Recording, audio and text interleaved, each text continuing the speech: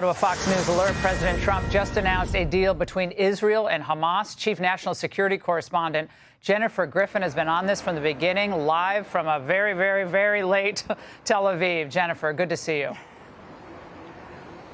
Thank you, Laura. Well, incredible news here tonight that broke just within the last hour. First, we heard on Israeli television that there was a deal for the first phase of this peace plan, this agreement in Gaza to end the war and to release the hostages and to release Palestinian prisoners. Then we had the Trump Truth Social post, which really is what Israel was waiting for in order to make the formal announcement. And the Truth Social post said, "I'm very proud to announce that Israel and Hamas have both signed off on the first phase of our peace plan. This means that all of the hostages will be released very soon, and Israel will withdraw their troops to an agreed-upon line as the first steps toward a strong, durable, and everlasting peace. All parties will be treated fairly."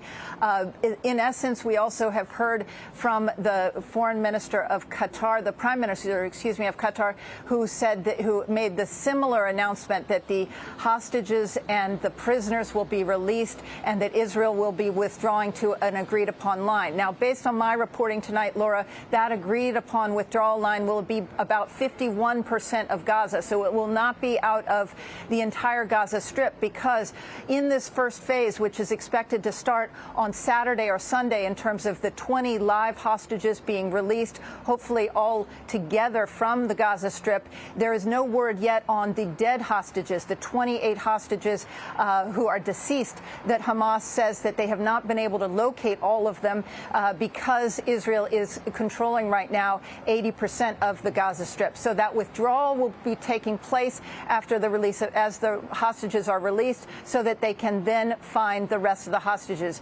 Prime Minister Benjamin Netanyahu wrote tonight in a post that with God's help, all of the hostages will be brought home in good time. So a sense that while this first phase, which is a very important phase in terms of hostages and prisoners and the withdrawal of the Israeli military and an immediate ceasefire, that very important phase has been negotiated with the help of Jared Kushner, as well as Steve Witkoff and the Qatari Prime Minister, the head of Turkish intelligence. We have a photograph showing the Major General Nitzan Alon, who is the IDF, the Israeli Defense Force, main negotiator for hostages, shaking hands with the Prime Minister of Qatar, and also Steve Witkoff shaking hands with the head of Turkish intelligence.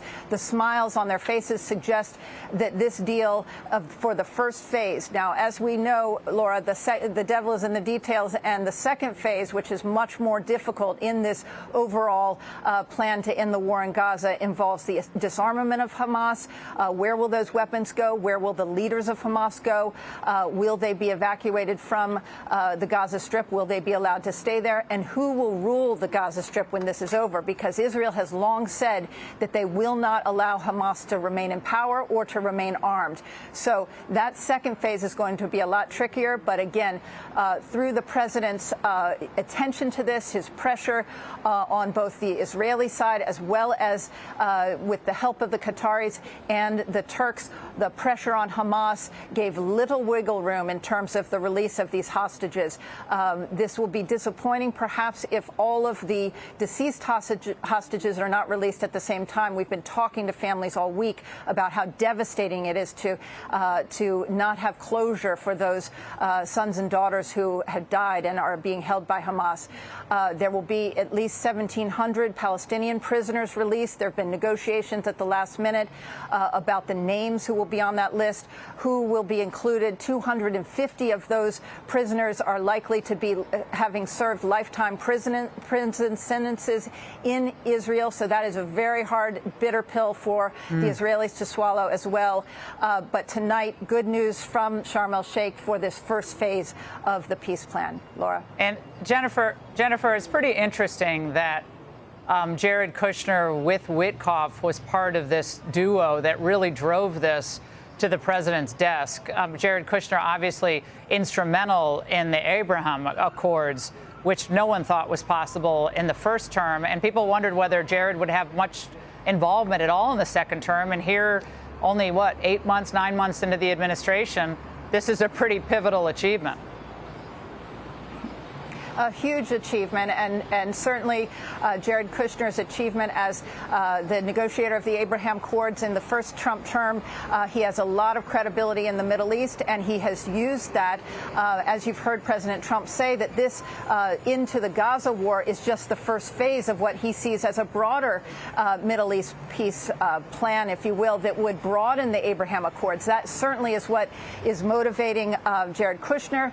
Steve Witkoff has been at the center of hostage negotiations, has brought many of those hostages out from Gaza as well as around the world. There have been hostage releases, but it would not have happened without President Trump remember when Prime Minister Bibi Netanyahu came to the White House, there was a tremendous amount of pressure. The hours and days before that, after President Trump had been at the UN and met with Arab leaders about what was needed for this deal to take place, the Arab leaders were very united, along with Turkey, in pressuring Hamas. And Steve Witkoff and Jared Kushner met with Prime Minister Netanyahu to craft the 20-point plan that really is the basis for the deal, the first phase of the deal that will be signed in Sharm el-Sheikh tomorrow at noon, we're told.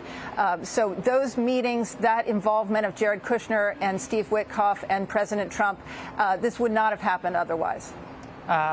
And some word that President Trump may be flying to the region this weekend to be there. He's been invited there. Jennifer, this is fascinating, historic first step, but an important step. 1,700 pretty tough prisoners to release, but man, this is welcome news. Thank you so much, Jennifer. Hey, Sean Hannity here. Hey, click here to subscribe to Fox News YouTube page and catch our hottest interviews and most compelling analysis. You will not get it anywhere else.